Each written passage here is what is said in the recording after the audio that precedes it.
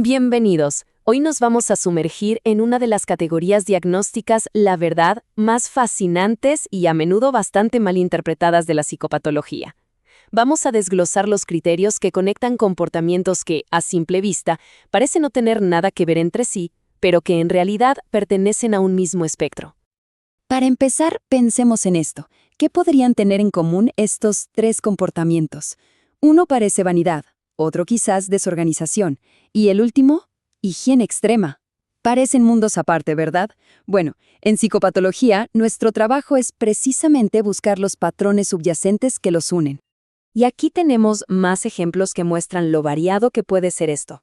Miren la diversidad de estas conductas, desde algo muy visible, como revisar la puerta una y otra vez, hasta actos puramente mentales como repetir palabras en silencio. Lo que todos tienen en común, y esto es lo importante, es que son repetitivos y surgen como respuesta a una preocupación interna muy intensa. Y aquí está la respuesta a nuestra pregunta. El hilo que conecta todo esto es que son manifestaciones de una misma gran familia de trastornos. En los manuales diagnósticos se agrupan por su estructura fundamental, la presencia de obsesiones y compulsiones. Perfecto. Entonces, esta será nuestra hoja de ruta. Primero, definimos bien el concepto general. Después, nos vamos al corazón del asunto, con el TOC, el trastorno principal. Luego exploramos sus parientes más cercanos. Veremos el proceso para llegar a un diagnóstico diferencial correcto y, para terminar, cómo los especificadores nos dan una imagen mucho más detallada y precisa. Muy bien, empecemos por el núcleo de esta categoría. El trastorno obsesivo-compulsivo, el famoso TOC, es el prototipo. Si entendemos bien el TOC, tendremos el modelo para comprender todos los demás trastornos de esta familia. A ver, el criterio A es la base de todo. Es fundamental entender esta dinámica, esta dualidad. Por un lado están las obsesiones. Pensemos en ellas como pensamientos o imágenes no deseadas que se meten en la mente sin permiso, como una alarma que no deja de sonar y que, por supuesto, genera una ansiedad tremenda. Por otro lado, tenemos las compulsiones. Estas son la respuesta a esa alarma. Son los comportamientos que la persona realiza para intentar desesperadamente apagar esa alarma y calmar la ansiedad. Es un círculo vicioso. La obsesión genera ansiedad y la compulsión la reduce, pero solo temporalmente, reforzando así todo el ciclo. Ahora, este punto es crucial. No hablamos de tener una manía o un pensamiento extraño de vez en cuando. Para que esto se considere un trastorno clínico, este ciclo de obsesión-compulsión tiene que ser tan severo que consuma tiempo y mucho. El criterio habla de más de 1 hora al día, o que cause un deterioro y un malestar tan grandes que afecten la vida social, laboral o familiar de la persona. Ahí está la diferencia. Bien, ahora que tenemos claro el modelo del TOC, veamos cómo este mismo patrón de preocupación y comportamiento repetitivo se manifiesta en otros diagnósticos. Aquí el foco de la preocupación cambia, pero la mecánica es la misma. Por ejemplo, en el trastorno dismórfico corporal. Aquí la obsesión no es sobre gérmenes o un peligro inminente, sino sobre un defecto físico percibido. Y la palabra clave aquí es esa, percibido. Para los demás, ese defecto o es invisible o es una nimiedad, pero para la persona es una fuente de angustia enorme. Y, lógicamente, las compulsiones también cambian. En vez de lavarse las manos, la persona se mira constantemente en el espejo, se asea de forma excesiva, se pellizca la piel o se compara sin parar con los demás. Todas estas son conductas para intentar aliviar esa ansiedad que le genera el defecto percibido. Pasemos al trastorno de acumulación. En este caso, la obsesión, la preocupación, gira en torno a la necesidad de guardar objetos. Y ojo, esto no es coleccionismo. La persona siente un malestar muy intenso solo con la idea de tirar algo, sin importar si tiene algún valor real o no. La compulsión aquí es, de hecho, el acto de no desechar. Y esto nos lleva a una consecuencia muy concreta y visible. Los espacios de la casa, como la cocina o el dormitorio, se llenan tanto de cosas que se vuelven prácticamente inutilizables. Es un ejemplo perfecto de cómo un comportamiento repetitivo causa un deterioro directo en la vida de la persona. Y finalmente tenemos estos otros dos trastornos relacionados que se centran en el cuerpo.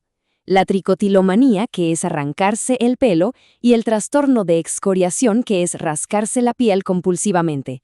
En ambos casos hay un impulso repetitivo de hacerse daño, y a pesar de querer parar, la persona no puede, lo que provoca un daño físico evidente y, por supuesto, mucho malestar. Bueno, como clínicos, una de las tareas más importantes es el diagnóstico diferencial.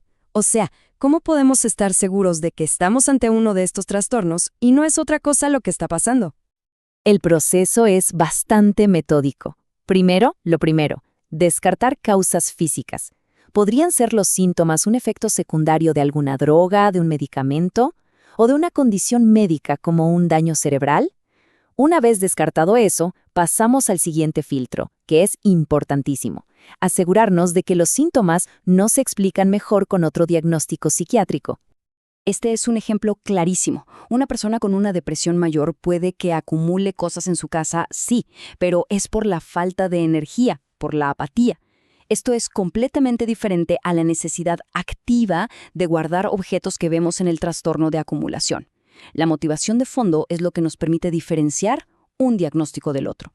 Bien, una vez que tenemos el diagnóstico principal, podemos añadir especificadores. Pensemos en ellos no como diagnósticos nuevos, sino como etiquetas que nos dan más detalle, más matices, y son cruciales para entender a fondo el caso y diseñar un buen plan de tratamiento. Probablemente el especificador más importante de todos sea el de introspección, o insight.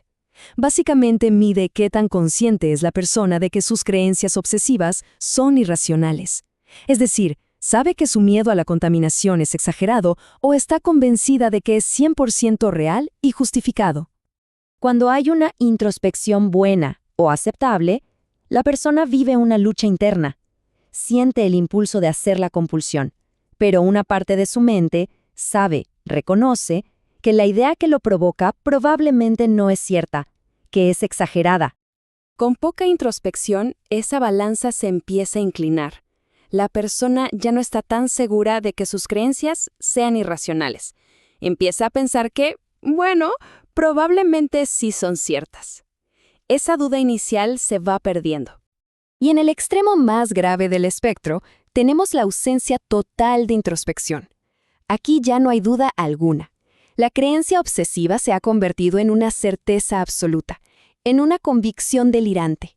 La persona está 100% convencida de que sus miedos son reales y que sus rituales son absolutamente necesarios. La categoría diagnóstica es tan amplia que también contempla estas presentaciones especificadas. Son para aquellos casos que no cumplen todos los criterios de un trastorno concreto, pero que claramente comparten la misma mecánica. Por ejemplo, los celos obsesivos, o una preocupación totalmente desproporcionada por un defecto físico que sí es real, pero menor. El patrón de obsesión-compulsión sigue ahí. Entonces, para resumir, la idea central con la que debemos quedarnos es esta. Lo que unifica a todos estos trastornos tan diferentes en apariencia es su motor interno. Siempre hay una preocupación persistente e intrusiva, la obsesión, que conduce a un comportamiento repetitivo, la compulsión, para intentar aliviar el malestar. Es la estructura, no el contenido de la preocupación, lo que define a esta familia.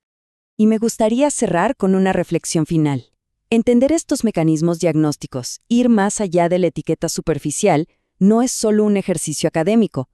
Lo que realmente nos permite es ver la lógica interna que hay detrás de un comportamiento que desde fuera puede parecer absurdo o ilógico. Y ese, créanme, es el primer paso y el más fundamental para poder comprender el sufrimiento humano y encontrar formas efectivas de aliviarlo.